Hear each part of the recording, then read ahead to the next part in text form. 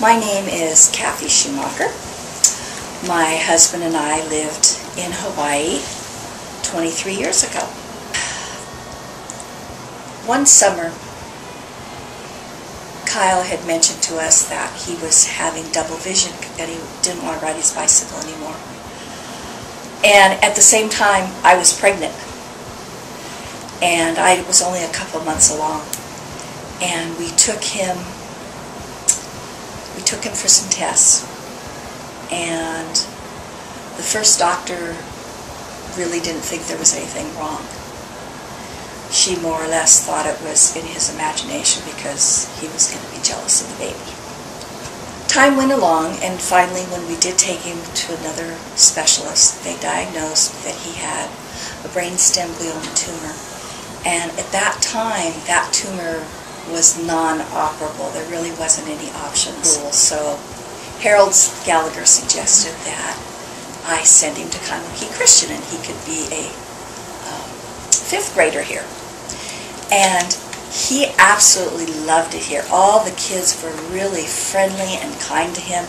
He wore a black patch on his eye, and then his vision, he could see out of the one eye really well. Otherwise he had double vision.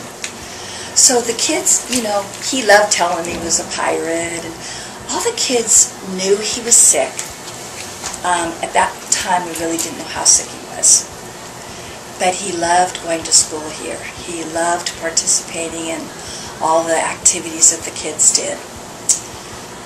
And then we got the bad news. And the bad news was, even though he had had radiation therapy, they did not believe he was going to live. They gave him 6 months versus the 3 months we were told without the treatment.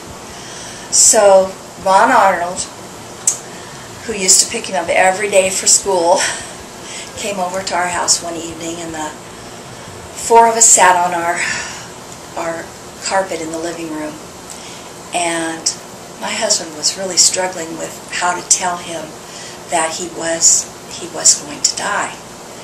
And just when he needed those words, God gave him the words that, if you live, we win. If you die, you go to be with Jesus and you win also. And he nodded his head, and his dad said, do you understand what I'm saying? And he said, yeah, I do. And he smiled the whole time, and we got up, and it was like, as if, okay, no big deal. I have some time here. I don't really know exactly how much.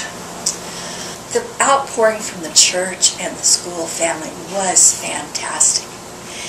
And when he did pass away, Easter week,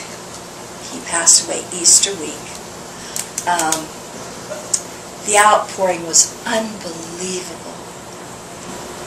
The reason we have the scholarship fund is that we got such an outpouring of monetary gifts, and that's the way it's done here in Hawaii, that real aloha spirit. And so Carl and I talked about what should we do with this money, and we decided that we would give it to the school and ask them to start a scholarship fund for children who couldn't quite make the entire tuition, but just needed a little bit of help. So it's meant a lot to us that this scholarship is still in existence.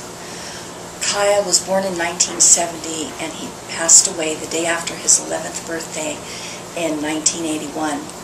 So that's how long this scholarship has been going on, almost a little over 30 years, which is pretty fantastic to me. So remember, whatever you donate, it doesn't matter how small, it all goes to to help people get a wonderful education here at KLJ Christian School.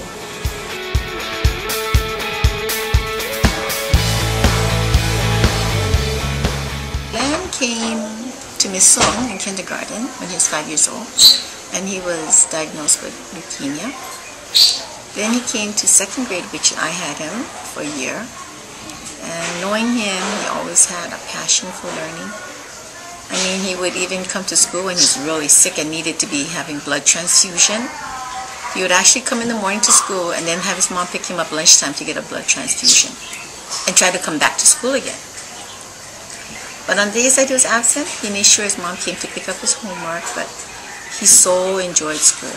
And then he went on to, I think, 3rd grade, and eventually at 4th grade, he died of leukemia. But he always said something that kind of caught me. He said, what's one thing you would, say to God when you get up there? And he goes, when I get to heaven, I'm going to ask him why he made me so sick. What did I do that was wrong? I said, well, Len, I think you're the chosen one to go there before all of us. And so his mother asked him, okay, at your funeral, what do you want? And he says, I want firecrackers and I want 100 balloons. So when they took the casket away at the funeral parlor, they played the fireworks and the 100 balloons went up into the air. And I tell you, it makes you just cry, because when you see that, you know it's all going to go, heaven. So that was a memorable thing about that. Oh God,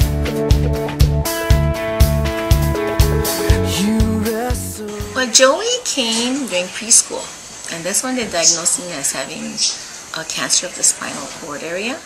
Actually, it was first a tummy ache. They thought it was just a flu. Then they found it was cancer. So he went for chemotherapy, but he was in my Terry's classroom. And the one thing I remember about him is he would always sleep by the door in Mrs. Silsby's room. And every time someone came to pick up a child, he would run to the bags, get the bags, and give it to the grandparents. It's ironical, but all 3 boys had a smile of joy, of coming to school.